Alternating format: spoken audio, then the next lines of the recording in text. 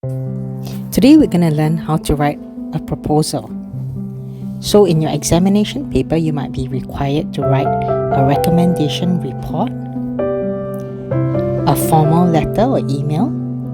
You might be asked to give suggestions or to propose an activity, a trip or an event, or to write a letter to the principal, teacher or some manager. What is the format?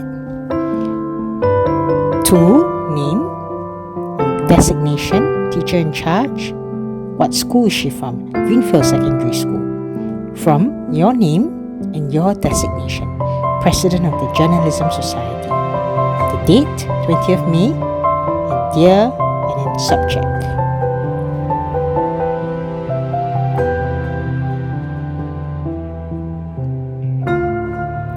What about an email? What is the format? To, email address, from, email address, date, subject, and dear Mr. Ko.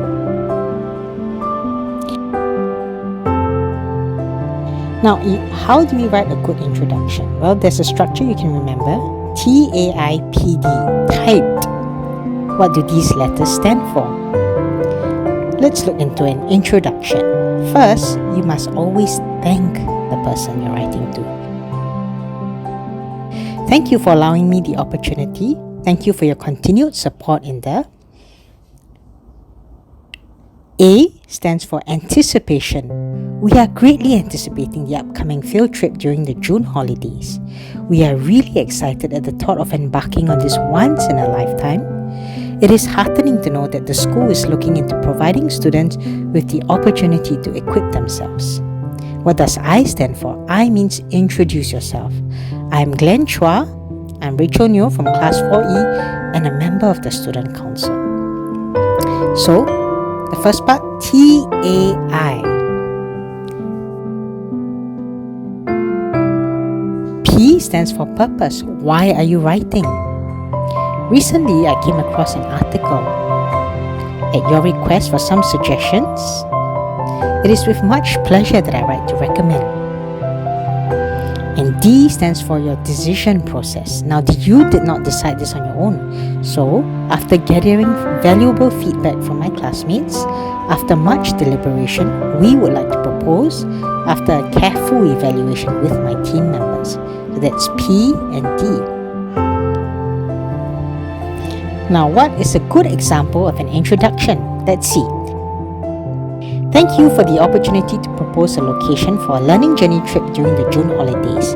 The Secondary 4 students are greatly anticipating this trip. I'm Rachel Neo, the President of the Students' Council, and it is with much pleasure that I write to recommend a destination for a learning journey overseas trip. Recently, I came across a leaflet featuring different tours in Southeast Asia. After gathering some feedback from my classmates, we have decided that a tour in Malaysia would be an excellent choice for us. Could you spot the TAIPD?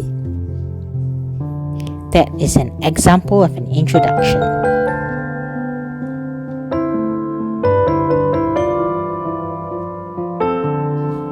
What about our body paragraphs? What do we write in the body paragraphs? Well, here are some writing techniques that you can remember. The first is, make sure that you show awareness of your subject's situation and feelings. Subject means the person you are writing about and not the person you are writing to. So sentences like, as students are often confined to a classroom, they will be thrilled to have a taste of nature. Since our school sports facilities are run down, students will certainly benefit from this multi-purpose hall.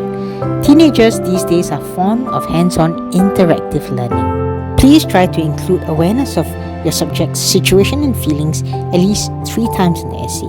The next is, for every suggestion, give a reason. Remember, you're trying to persuade someone, so please give good reasons for every suggestion you make. So, for example, the learning journey at the zoo will definitely fascinate them and enthrall their senses. Students can bring along their own snacks and refreshments because food at the Esplanade might be too costly for them. So can you see how good reasoning can help to persuade someone? The next is cause and effect. Cause means by joining the activity, effect, what are the benefits? What skills will they learn? So skills learned would be build teamwork, foster bonds, improve communication skills, develop creative thinking, motivate them to work towards personal development, empower them to work collaboratively with peers and future colleagues alike. What about qualities? What can they cultivate? Patience, instill in them perseverance and resilience, teach them endurance, inculcate in them a sense of traditional values, learn to take initiative, impress on them a sense of responsibility. Right? So try to again include 3 of these cause and effect in your whole essay. Now when writing, use as many adjectives as possible. Every time you see a noun, try to include an adjective. Enriching, meaningful, captivating, enthralling, iconic, state of the art. Breathtaking, refreshing, delightful, environmentally friendly. Hands-on learning, exclusive, highly useful, experiential, intriguing, pivotal, engaging, and as many adverbs for a persuasive tone. Undoubtedly, undeniably, definitely, surely, extremely, certainly, really, clearly, absolutely, indisputably, particularly, exceptionally, tremendously, remarkably, thoroughly, immensely. So for the conclusion, what must we write about? We can thank the person once again for allowing you the opportunity to propose and tell them how much we look forward to their feedback. We can say things like, I sincerely hope that my recommendations will be favorably considered. So here's an example of a proposal. Let's go through the introduction and then the body paragraphs. Thank you for allowing me the opportunity to suggest a learning journey trip during the June holidays. All the secondary trees are greatly anticipating this trip. It is heartening to know that the school is looking into providing students with enriching outside of the classroom experiences that would be beneficial for us.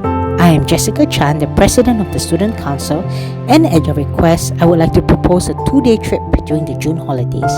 After gathering feedback from my classmates and Student Council members, I would like to suggest a 2-day trip to our nearest neighbour, Malaysia. While Singapore has much to offer, we believe that an overseas trip to Malaysia will offer us more opportunities to broaden our horizons and experience different cultures that may be similar yet markedly different from home. As students are limited in their resources, Malaysia is a country that is very affordable for our budgets. We would be able to spend comfortably on accommodations and tantalizing food. Travelling by coach is also ideal as we get to spend time fostering precious bonds with one another on the bus trip and enjoy the breathtaking scenery along the highways of Malaysia. I would like to suggest that we begin the trip on the 15th of June, Monday 2023. We could assemble in the school hall at 7 a.m.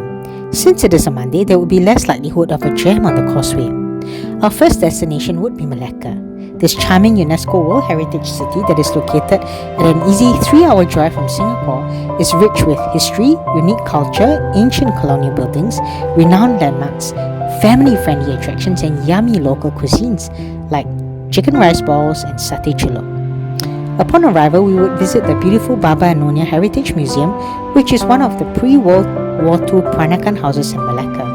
A guided tour is available for us to marvel at beautiful hand-painted tiles, classic furniture, and well-preserved artifacts that will take students back in time. This will definitely be an interactive and experiential learning journey that will make their history textbooks come alive. We could culminate the day with a nostalgic walk along Jonker Street in the evening, since teenagers are fond of little knickknacks, gifts, souvenirs.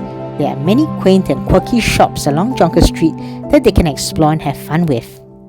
The next day, 16 June, Tuesday, I recommend that we could head on to Kuala Lumpur. Our first stop could be legendary Batu Caves. The students would have to climb 272 colourful steps to get to the entrance. It is a series of caves and 100-year-old temples built into limestone hill. It is the most famous tourist attraction in KL. Singapore does not have such geographical landforms, so this will undeniably be an eye-opener for the Sec 4 students.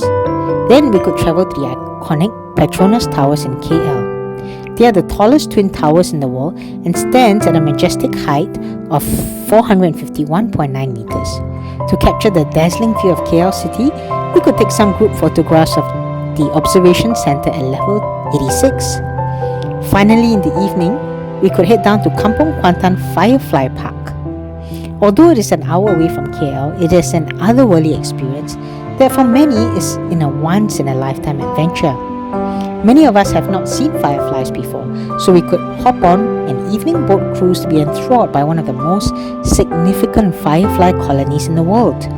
Their glow lights up the night sky in an astonishing way. Such experiences can never be replicated in Singapore. As we would be famished by then, we could enjoy a fresh seafood meal on the boat and be mesmerized by the spectacular wildlife. This would finish off the day and our 2-day Malaysia learning journey beautifully. We would then make the bus ride back to Singapore. For this 2-day trip, I've estimated that the total cost for students would be 120 each. This will include bus rides, accommodation costs, and ticket entrance fees. I will also print out the itinerary and inform the students of what they should bring for the trip. To enhance appreciation for the educational value of the trip, a fun fact trivia could be planned and prizes given out for the best answers at the end of the trip. All in all, Malaysia will surely offer students with a unique and enriching perspective of how a diverse city harnesses its various natural and human resources to sustain itself as a thriving metropolis. I hope that my suggestions will be useful to you. Thank you for considering this proposal, and we look forward to your feedback and approval. So overall, we must remember to always use a formal tone, and we want to use our own words. That means we should paraphrase and not copy chunks of it from the question paper. We also want to remember to avoid contractions or short forms. Do not use rhetorical questions. Do not use exclamation marks in a sentence. Avoid slangs like things, stuff, gals, and kids. Be specific and write in the third person. All the best, and thanks for watching.